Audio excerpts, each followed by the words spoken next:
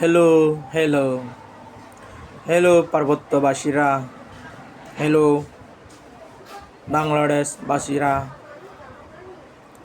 আমার কথাগুলো খুব মন দিয়ে শুনবেন। কারো কাছে আঘাত দেওয়ার কথা না, কারো কাছে বিভ্রান্তি দেওয়ার কথা না। আমি একজন সাধারণত পাবলিক হয়ে পাবলিক কথা বলবো। আপনার যদি ভালো লাগে কথা উত্তরে জবাব দিবেন, আর যদি ভালো না লাগে জবাব দেবেন না। পাহাড়ে আজকাল অশান্তি না, 70-71 পরতে অশান্তি পাহাড়ে। আজ পর্যন্ত কোনো শান্তি বসবাস করার মতো আমরা পাচ্ছি না। কারণ কি? বাংলাদেশ জন্ম না হওয়ার পূর্বে আগে যে পাকিস্তানের বাপজাদারা ছিল, ওনারা তো আমাদের কোনো জায়গা নেই না। আর একটা মেয়েকে আমাদেরকে দর্শন কথা শোনা গেল না। কারণ কি? বাংলাদেশ জন্মসূত্র পর হইতে আমরা দর্শন নিবরণ নানা ক্ষয়ক্ষতি হয়ে যাচ্ছে। কারণ কি? এটা বুঝেন না। আপনারা যদি বুঝতেন, শুধু জানেন আর কি, বাংলাদেশ স্বাধীনতা হয়েছে, চুক্তিপত্র হয়ে গেছে, এটা সব বাংলাদেশ না হওয়ার কারণে তো আমাদের পার্বত্য মানেন্দ্র লারমা তিনি সংসদ ভবনে ওনাকে যখন সব আদিবাসী গোষ্ঠীকে বাঙালি বানানো যাচ্ছে, সে সময়ে ডাক দিয়ে বললেন, আমি একজন কোনোদিন বাঙালি হতে পারি না, আমার বাঙালি হওয়ার যোগ্যও না। সেই থেকে আরও উত্তাপ হয়ে গেছে এই বাংলাদেশ। এর পর কে সরকার আসলো আমি জানি না, তবুও সরকার আসলো ততটুক।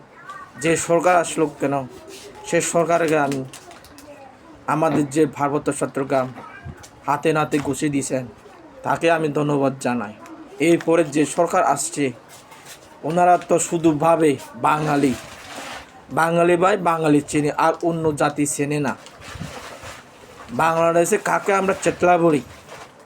যে জাত বোন মা বোন চেনে না, নিজ জাতির উপর চেনে না, নিজ জাতির উপর ধ্বংস করে, আর নিজ জাতিকে সবসময় কি ধ্বংস করার পরও সে জাতিকে কি ভালো বলে, সেটা আমরা ধন্যবাদ জানাই আর ওনাদেরকে।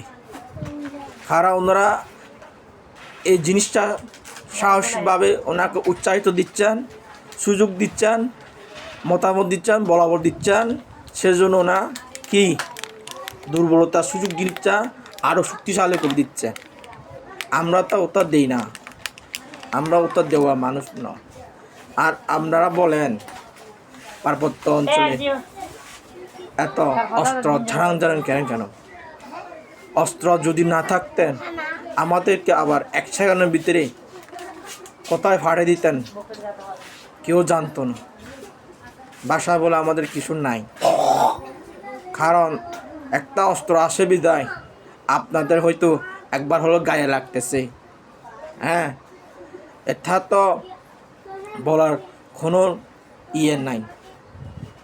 আপনারা জানেন আমরা জাতীয় সস্তা ছোট জাত, তাই বলেন আপনারা বড় জাত বলে আমাদেরকে পার্বত্য এলাকার চোখে দেখতেছে না। সেজন্য আপনাদের চোখের বড় বড় আর আমাদের চোখগুলো ছোটো, আমাদের সাইডা ছোটো, আপনাদের সাইডার বড়। বুঝছেন? আমি পেস টু পেস দিয়ে কথা বললাম, এটা কারো কাছে বিভ্রান্তি মানে দেওয়ার কথা না। এটা একটা বোঝার মতো কথা দিয়ে দিলাম। পোস্ট বা